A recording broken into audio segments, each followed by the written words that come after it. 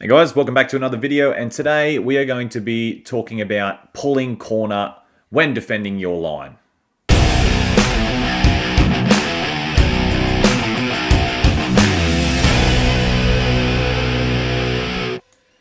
Okay, so we talk about pulling corner, and a lot of people know like what pulling corner is, but this is going to talk about why we pull corner and I guess the different angles of corners that we can we can pull. So right here we see the touch.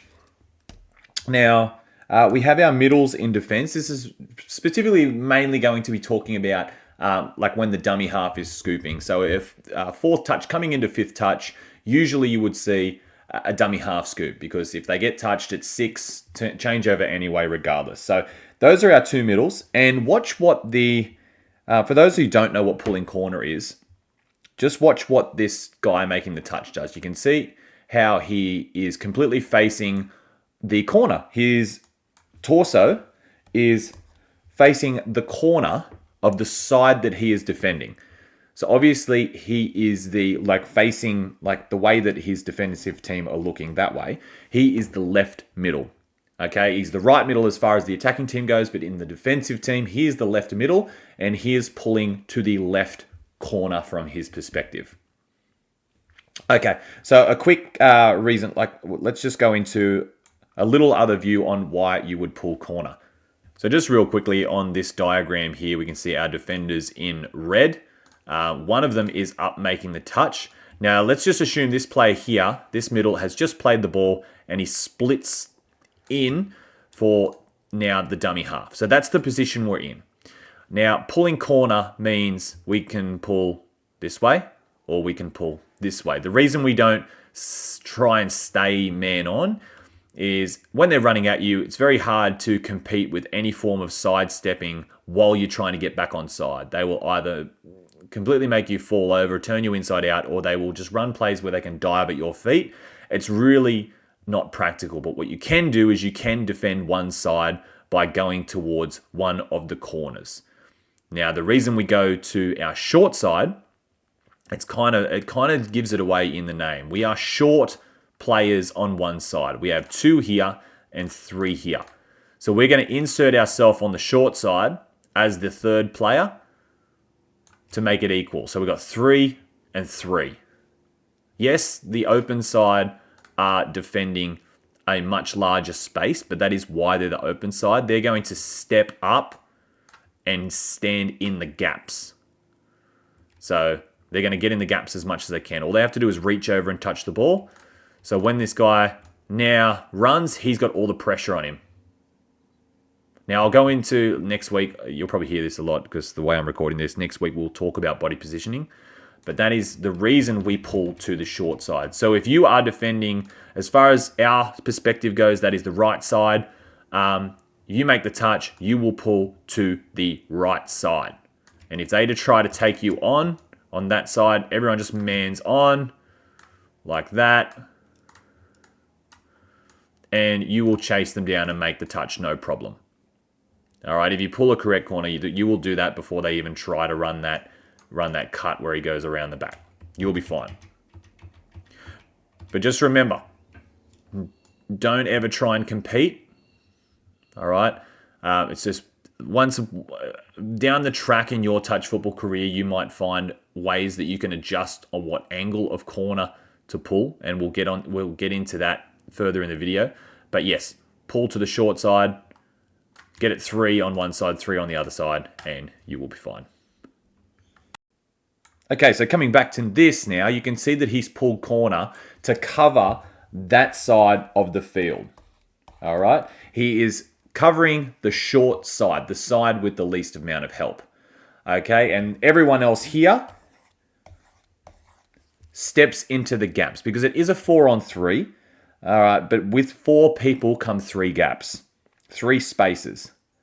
So there's a space here, there's a space between the next 2, the middle and the link, and then there's a space between the link and the winger. And those 3 defenders are occupying those spaces to the best they can. And that's just making it as difficult as we can for the person with the ball. A 4-on-3, much harder than a 3-on-2, and that's how it is from there. So we've pulled corner, and you can see this player here has taken the space, and at the last minute he's come in, forcing the pass. This player is in the space as well, and because they're throwing a long pass, he's decided to chase out. The next video we have next Monday or next week will be on body positioning. We will be re-examining this video and talking about body positioning, but in this case, it's just the pulling corner. So that does save a try. By pulling corner, we force the ball into a 4-on-3.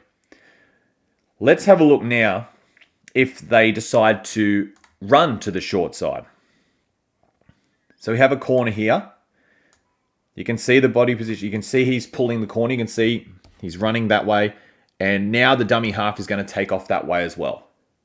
We've picked our side that we want to protect, which is our short side. And sometimes they may, like even though we're protecting the short side, they might just take off and run that side. So in this case, they do that. And it's just a foot race now. You can see these players start eyeing off their defensive numbers, and it's just a complete stick. While you are pulling corner, and you can just make the touch. So that is just pulling corner. They take you on short side. You should, if you pull a corner well enough, you should be able to just run them down as they start to get through the line. Another angle of something like this is... Oh, so we've gone to a different one. I'll see if I can skip this one, actually. Here is another angle of that. I've just mixed up the order of the footage. Let's just go back. A lot happening here. A lot of players around the ruck on this one. But the person with the hat on that makes the touch, he is the middle, and you watch him pull corner. They take him on that short side. It's exactly the same as what happened before, just at a different angle. But because he's protecting that side, there's the touch, and he's already past he's already on and past the try line, so he's definitely onside. So there's the touch there, and the play is done. So that's just him picking that side that needs the most help with the least amount of teammates. So if you step back open here, that's where these players are just in the space.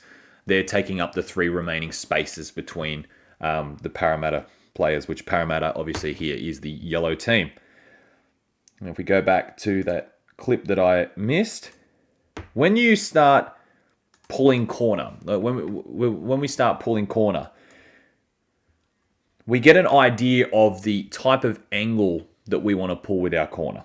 Because a lot of times in juniors, and especially when you see like those previous 2 clips where they just try and take you on short side, a lot of times with the kids, they'll just make the touch and they'll pull a complete 45-degree angle as fast as they can without looking what's going on. Which is fine when you are really young and you are learning this policy. The next clip after this one, we will show you why that can sort of, as you get older, need to be worked on. But one thing that you can start doing, especially when you are like in the midfield somewhat and you're not near that 7 yet, you can pull corner here like New Zealand are doing, which is great. He's still pulling corner. But now as he starts to get onside, he angles back around and recovers. And this is what we call the release. So he's pulled his corner, which is great.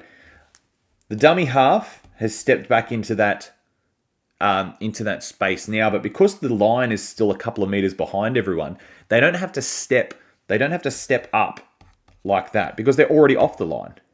So now they can just hold, and they're going to hold until this player calls release or whatever you want to call in the game. So as they come around, you can see him recover. He's called release because now he's only 1.5 meters away or 4 or 5 feet.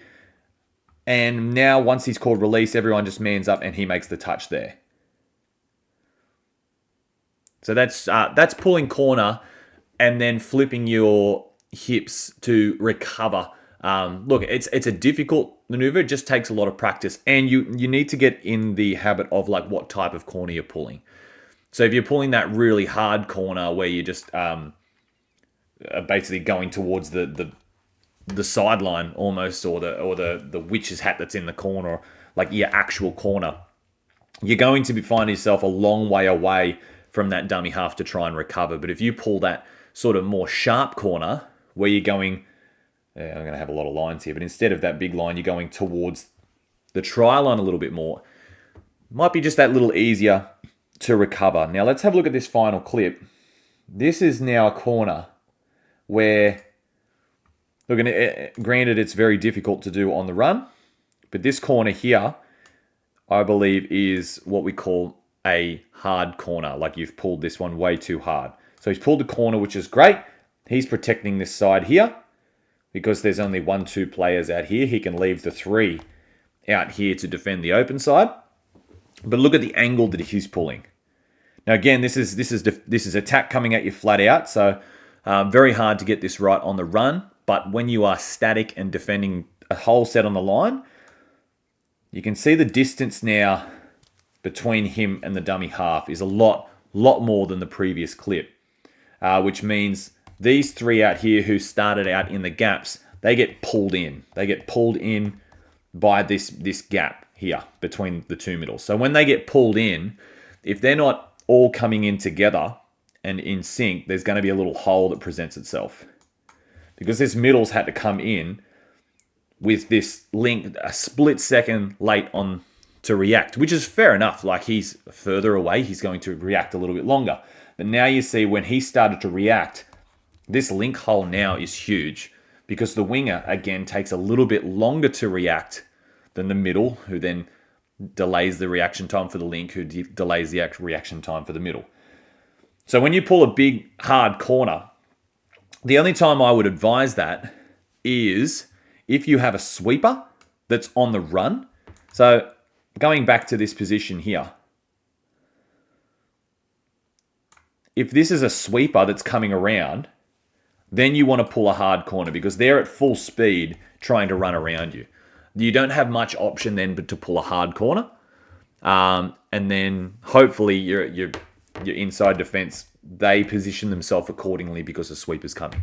But the only thing I want you really to get out of this is when you're practicing pulling corner, and whether you're doing shutdown, hold, however you're open-sided defending, just work out what type of corner, like what angles of corners you need to pull to get the best result. All right, whether it's nice and tight and you're almost pulling directly back, but with like body position, again, we'll talk about body position later, or you're going to pull really hard. It all depends on how you believe that you can recover. If you can recover really well, you can pull a little bit more of a hard angle. If you struggle to recover, just pull a little bit sharper, and then if they take you on the short side, you can just chase them down. But that's all about pulling corner. It's not a case of, and it can, like I said, it can be when you're younger. It's not a case of making the touch and just turning it around and running to the corner. There's actually a bit of technique about the type of corner that you pull and why we do that. But if you have any questions, please throw them in the comments. I'll get back to as many as I can. But thanks for watching, guys. Really appreciate it. Once again, become a member, subscribe, do all that sort of stuff. And we will see you next week with the body position video.